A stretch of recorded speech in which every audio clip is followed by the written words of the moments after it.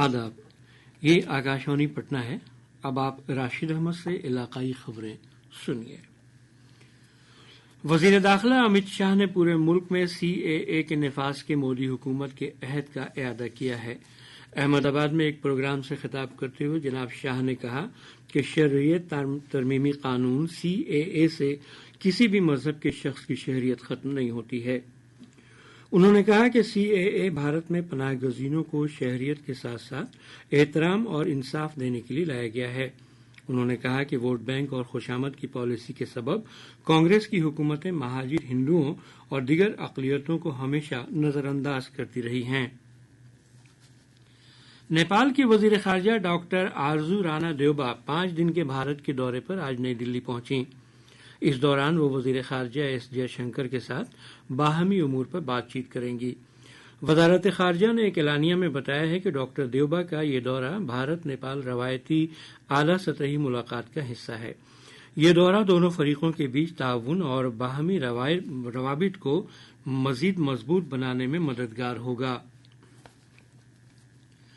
CBI Kolkata میں خاتون doctor کی آبروریزی اور قتل کے ملزم سنجے رائے کی نفسیاتی جانچ کرائے گی۔ اس سلسلے میں دلی واقع سینٹرل فورینسک سائنس لیبارٹری کے ماہرین نفسیات کی ایک ٹیم ضروری جانچ کے لیے کولکاتہ پہنچ گئی ہے۔ CBI سنجے رائے کو پہلے ہی حراست میں لے چکی ہے۔ اس بیچ CBI نے RG کر میڈیکل کالج اور اسپتال کے سابق پرنسپل سندیپ گھوش سے پوچھ تاچھ کے لیے انہیں پھر سے سمن جاری کیا ہے۔ گورنر راجندر وشوناتھ آرلیکر نے کہا ہے کہ تعلیم کا مقصد انسانیت کی تعمیر کرنا ہے۔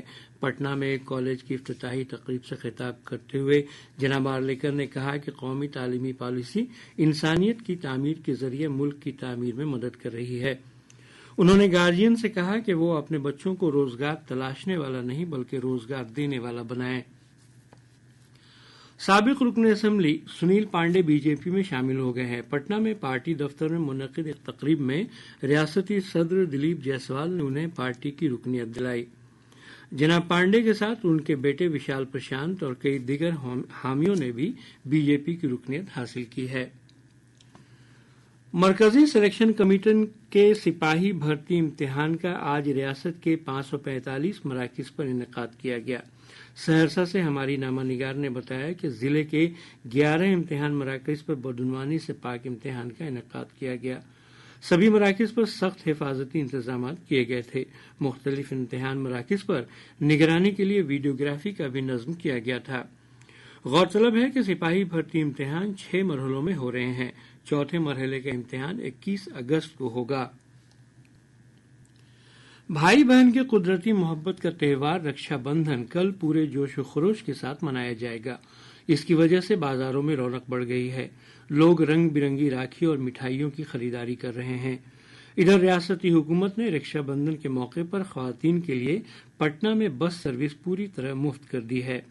ٹرانسپورٹ کے سیکرٹری سنجے کمار اگروال نے بتایا کہ بہار اسٹیٹ روڈ ٹرانسپورٹ کارپوریشن کی سبھی بسوں میں کل رکشا بندھن کے موقع پر خواتین اور طالبات کے لیے بس سروس پوری طرح مفت ہوگی۔ ہر طبقہ کی خواتین صبح 6 بجے سے رات 9:30 بجے تک اس مفت سروس سے فائدہ اٹھا سکتی ہیں۔ نوادہ ضلع میں تیز بارش کی وجہ سے ککولت جھرنا پانی میں ڈوب گیا ہے۔ اس کے پیش نظر انتظامیہ نے سیاحوں کی آمد و رفت پر فی الحال پابندی لگا دی ہے۔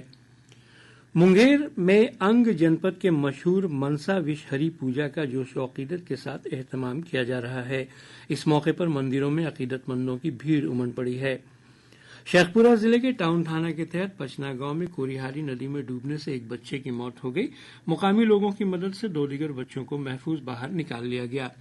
اس کے ساتھ ہی آکاشوانی پٹنہ سے علاقائی خبروں کا یہ بلیٹن ختم ہوا۔